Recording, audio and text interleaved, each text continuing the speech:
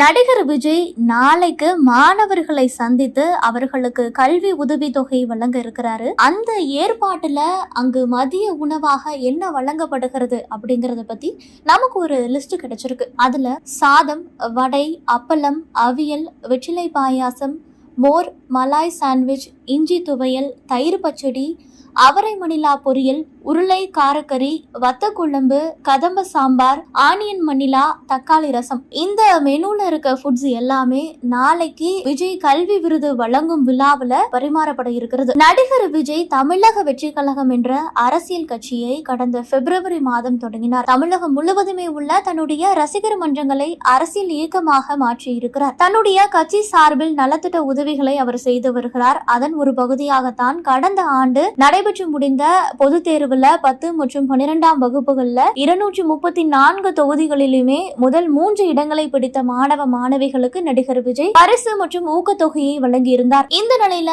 இந்த ஆண்டு 10 மற்றும் 12ஆம் வகுப்பு பொது தேர்வுல மாநிலம் முழுவதுமே தொகுதி வாரியாக முதல் 3 இடங்களை பிடித்த மாணவ மாணவிகளுக்கு நடிகர் விஜய் பரிசு பொருட்கள் மற்றும் ஊக்கத்தொகையை வழங்க இருக்கிறார். முதற்கட்டமா நாளை இந்த நிகழ்ச்சி சென்னையில் நடைபெற இருக்கிறது. முதற்கட்டமா அரியலூர், கோயம்புத்தூர், தருமபுரி, திண்டுக்கல், கன்னியாகுமரி, கரூர், ஈரோடு, கிருஷ்ணகிரி, மதுரை, நாமக்கல், நீலகிரி, புதுக்கோட்டை, ராமநாதபுரம், சேலம், சிவகங்கை, தென்காசி, தேனி, தூத்துக்குடி, திருநெல்வேலி, திருப்பூர், விருதுநகர் ஆகிய மாவட்டங்களைச் சேர்ந்த மாணவ மாணவிகளை பாராட்டி அவர்களுக்கு பரிசுகள் மற்றும் ஊக்கத்தொகையை நடிகர் விஜய் வழங்க இருக்கிறார். இந்த விழா காலை 9 மணிக்கு தொடங்க இருக்கிறது.